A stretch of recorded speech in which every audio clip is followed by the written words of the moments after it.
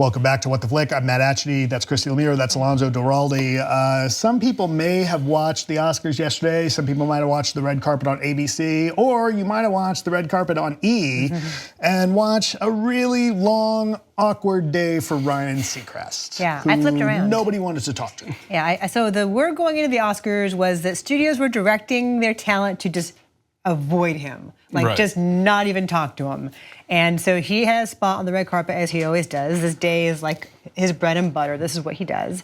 And Juliana Rancic was at the pool at the Roosevelt Hotel across the street with this like weird infomercial audience behind her and like risers behind her. Anyway, and they kept having to go back to her because no one was talking to Ryan Seacrest all day. Because of recent allegations that he has sexually harassed and maybe even assaulted a long-term stylist. Among others, apparently. Yeah. Yeah, I mean, I had it on mute, so I was reading about this later. And That's the best way to watch it. Apparently, he got quite a bit of shade from Taraji P. Henson, who sort of talked to him, but also talked around and over him, which, if that's the case, good on her. Yeah, it just seemed like a dumb idea that, because I don't watch the carpet stuff usually, but I'd been hearing that there was this whole thing of like, there are a lot of stars that don't want to talk to him. There's studios telling people not to talk to him. It's like, then put him at the pool and put Juliana on the carpet. Like, it's got to be how hard ego is thing. this? It's got to be like an ego thing, a contractual thing. Like he's going to be on the carpet for the Oscars and all major award shows or whatever it is. So the people who did come and talk to him, though, besides Taraji P. Henson, who then went to the people at ABC Next and said, "I'm so happy to be here now in your company." Christopher Plummer came and talked to Ryan Seacrest, and the reason Christopher Plummer was there and nominated was because he had to step in for Kevin Spacey, who had, had to be taken out, removed entirely from all the money in the world. The baller move from Christopher Plummer would have been to turn to Seacrest and said, "I'm here. You can leave. I'm going to do the rest of this." That would have been amazing. And we know what happened in reality, though, is everyone played nicey nice, and Ryan Seacrest was able to ask him, like, how do you step in last minute and do a role like this? And he's like, well, I have a background in the theater. There's always some sort of disaster there. And so he was able to like talk about his craft and Ridley Scott's craft and how Ridley Scott's a pro and can make that work. But the underlying thing is like, why are you here, Christopher Plummer? They should have Kevin Spacey'd him and just replaced him with Dave Karger and see if anybody would notice. Yes, and then who else talked to him? Like a couple of people from Get Out, like Bradley Whitford talked to him from Get Out. But yeah, he wasn't getting like the Nicole Kidmans and the Sandra Bullocks of the world. Gotcha.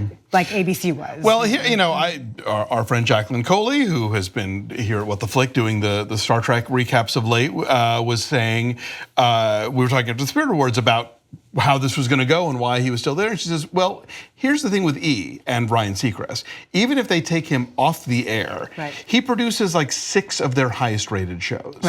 He is the guy who gave us the Kardashians. He's the architect of Let the us Kardashian never forget. Empire and beyond. that he gave us the Kardashians. So they are in a very uncomfortable position because not only is he sort of the face of the network in a lot of ways, he's also the behind the scenes guy of the network in a lot of ways. And it's awkward because he hosts American Idol, which is on ABC. Oh, brother, I didn't even think about that. There's the Oscars, yeah. Right, but look, and it's isn't not he that on? He's irreplaceable. He's on Live with Kelly now, right? Right. That's part of the schmoozy butt kissing stuff that was going on. Was like, oh, I saw you on Kelly. So yeah, there's multiple fingers and multiple. So it's like the tumor you can't remove because it's attached to too many organs. Is that what we're dealing with now? Yeah, but it goes back to the thing we were talking about earlier, where you have this kind of institutional inertia, right? Like, oh, he's our guy, and oh, we gotta. What are we gonna?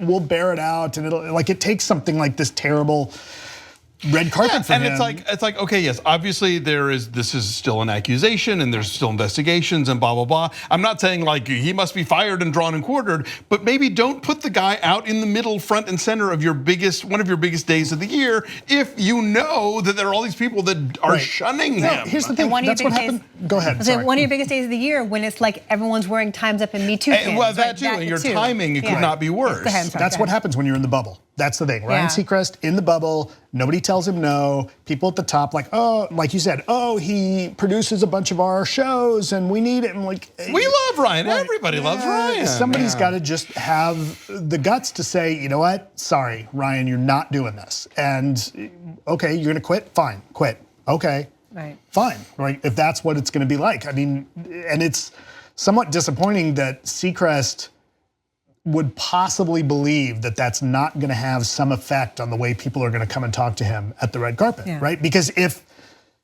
it was anyone else, you know, somebody up the line, he'd be asking questions about, well, what do you think about this? Well, and again, I think, you know, as we see both in show business and I'm sure in government and countless other places, the dudes who are the ones who are under fire for harassment or whatever are the dudes who think they can get away with anything, who think that they're bulletproof and think that there's no consequences, there's no blowback. Right, or half the time you hear from those guys, oh, I didn't think it was harassing. Oh, I take the compliment. Oh, I'm just trying to be nice. Mixed romantic signals. And the thing with Ryan Seacrest is that he's not outwardly abhorrent in the way that like Harvey Weinstein is, right? So when all the Weinstein stuff finally all came to light, it's like, oh, of course, like because he's disgusting, he's an awful human being. Right, but the Matt Lauers. Everyone likes Ryan Seacrest is smooth. Yes. Right, and he's like so the personable. face of America. He's, you know, how could he possibly have done this? So, yeah. Bring back Brian Dunkelman is what I'm saying. He was wrongly shunned. Totally. Where is he now? He works somewhere. But he's not like the main red carpet guy. No, he's not. But I'm sure he's like for all of this. Yeah, you start to wonder at this point, like, it's also a weird thing as we're talking about harassment and just the awareness of that, just the concept of the red carpet starts to get. Like you wonder, like how do you even thread that needle? How do you continue to handle that right? Just the idea of like, you start looking at the disparity of formal wear between men and women, right? Like maybe everybody should just wear tuxes.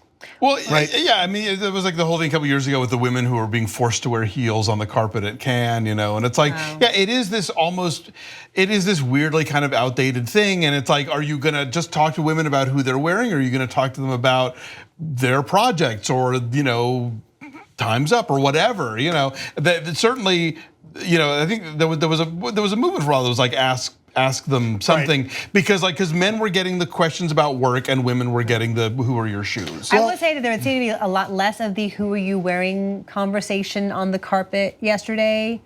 I mean, there was a whole like separate table of like stylists fawning over all the dresses or whatever, but there was less of like a one-on-one, oh, who are you wearing?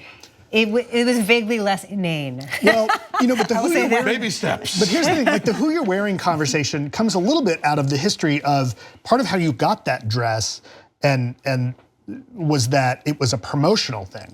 Like Vera Wang might give you that dress to wear if you say the words Vera Wang on camera, yeah, it ends up being. But yeah, let the table of stylists say that. You know, right? True. Scroll it on the bottom as they walk up, and then let them talk about something. Or else. again, like if we're gonna worry about that, maybe we should just. I had this long conversation with someone about the disparity of how revealing women's formal wear are versus male formal wear, and maybe we get to a place where it's like, all right, everybody gets to wear a tux or everybody gets to wear dresses. Like that's it. But then you have like Chadwick Boseman and Daniel Kaluuya who took chances yesterday and wore something really different. Different, yes, but still fully covering, right? Like you don't see either of them with the plunging neckline. No. Yeah, like there was that one dude who won one of the tech Oscars who had the tux with half sleeves, but like none of these guys are worrying about moisturizing their elbows. Exactly, exactly. Unless you're the guys from South Park, right? That's the way to notable go. exception. Yes.